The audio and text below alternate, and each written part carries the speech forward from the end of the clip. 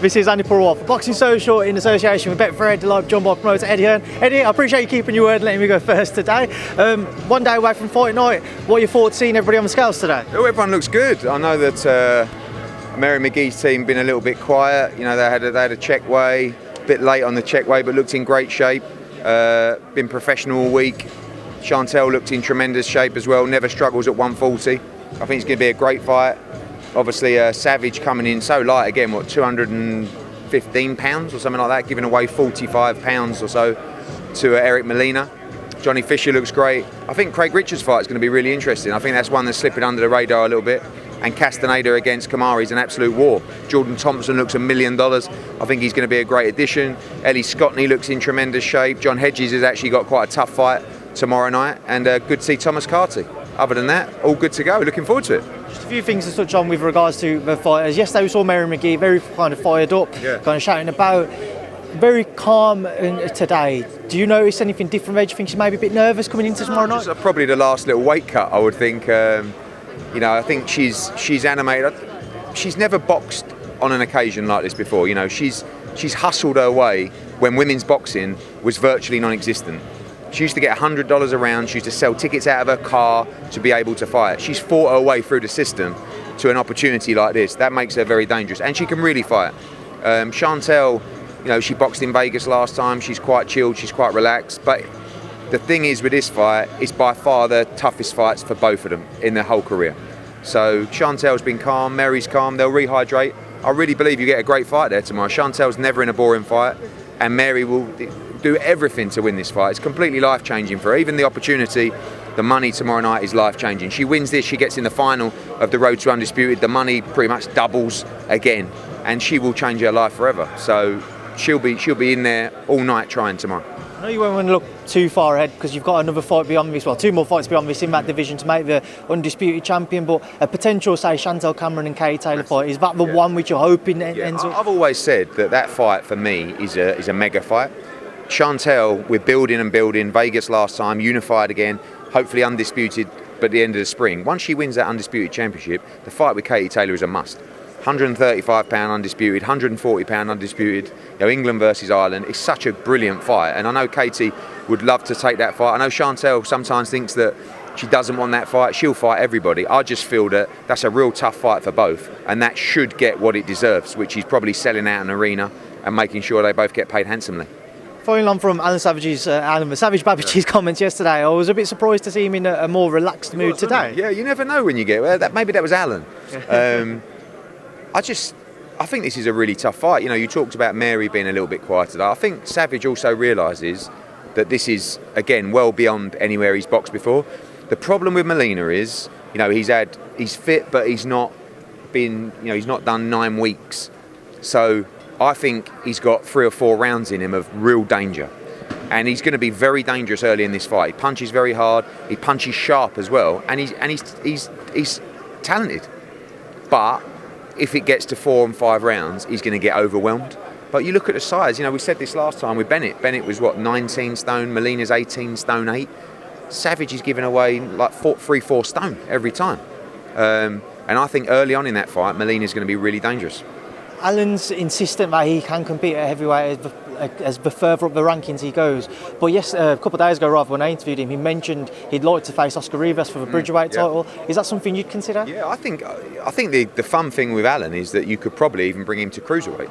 You know, and you can box him across those divisions, cruiserweight, Bridgerweight, heavyweight. He doesn't have a plan himself. So it's down to me and Dillian and the guys to actually put that plan together. The money's in the heavyweight division, and everybody loves him. You know, you see even yesterday the digital numbers and social numbers, everyone's going crazy for him. But he's just got to keep winning. And I think if he beats Molina, it's hard to say that he's not, you know, a justified heavyweight. But the scales tell you that probably, and even you know he's getting himself to that weight. He could easily strip down and probably lose a stone off that weight and make cruiserweight. So tomorrow will be interesting. As he starts facing better opposition like Molina, we'll just start seeing how much of a problem that weight will be. Final one from tomorrow night I want to touch on is Craig Richards. As you mentioned, you expect him to be in a tough fight, but beyond that, there's a terrific bunch of domestic names at 175. Is the plan to try and make some of those fights next? Yeah, and when you look at, obviously it's a lot easier to make in-house fights. I think Craig Richards against Joshua Buatsi is a great fight. Craig Richards against the Yard Arthur winner, Callum Johnson, all great fights.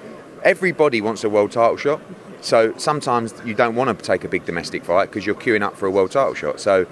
But you get to a stage where not every one of those guys can fight for a world title. So who's going to get it, who's not? You've got Callum Smith in that mix as well now. He wants a world title shot. So, we've talked about Buatsi Richards. It's difficult because we like both guys. Got Peter Sims, you've got 2-5. Like, it's always difficult to make a fight like that. But at the end of the day, if it's the right fight for both, the money's right, and it's giving them both a chance to move on and challenge for a world title, we would make that fight. But Craig's got to get through tomorrow night. It's going to be a tough fight against this kid. Now, we never had a chance to catch up yesterday, so I just want to touch on Dillian Whyte. Obviously had his press conference.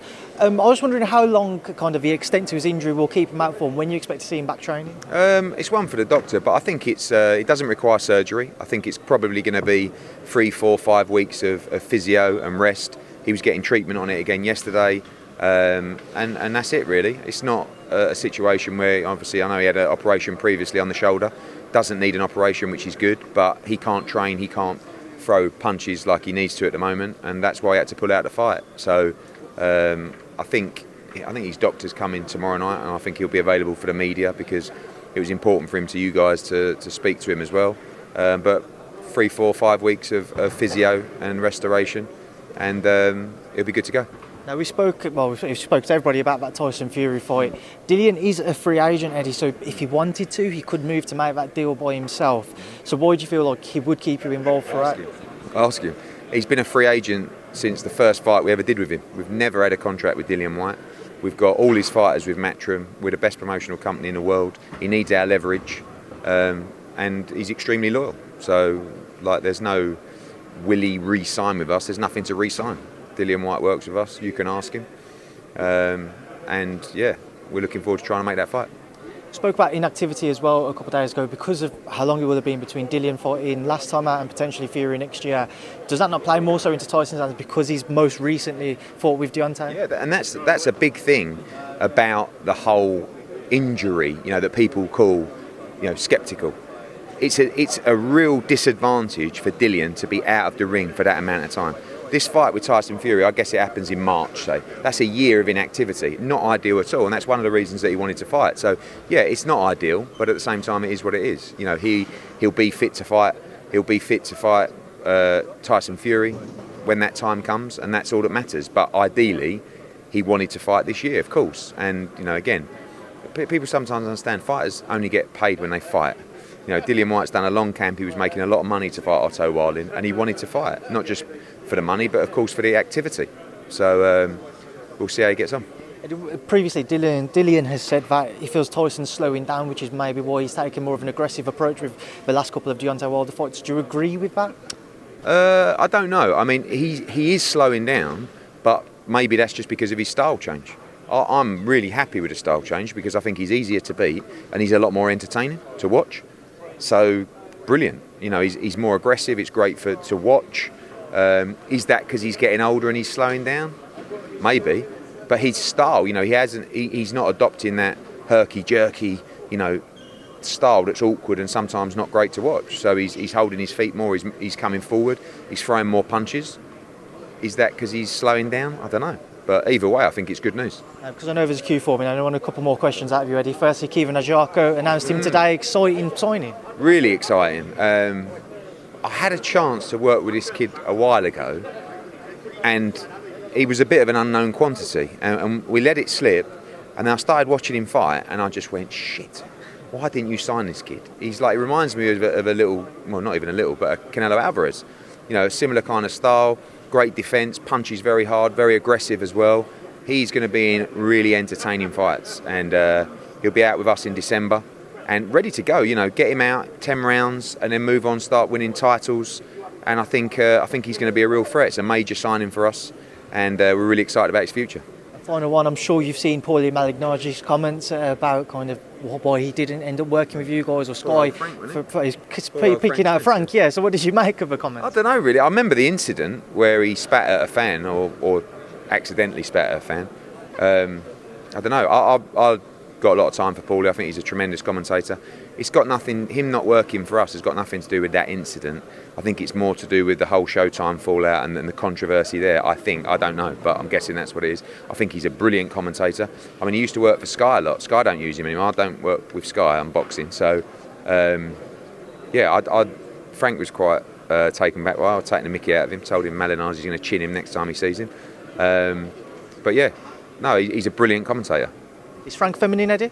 Frank feminine? No, I don't think he is really. Do you think Frank's feminine? You do? Coogan says yes. Hints of feminism. Okay, yeah. Have you interviewed him about it? No, I'm going to after you. Make sure you do. And put it on him. Just come out with some shit and say that you've done an interview with Paulie Malignaggi overnight. And he says as soon as he sees him, he's going to chin him on sight. Just do that. I bet his bum falls out. Right, well, I'm going to do that. I'm going to blame you if he says anything to me after. Do it, yeah. And then afterwards you can say, Eddie told me to say that, I'm joking. But just, I want to see the reaction. All right, well, Eddie, thank you. Cheers.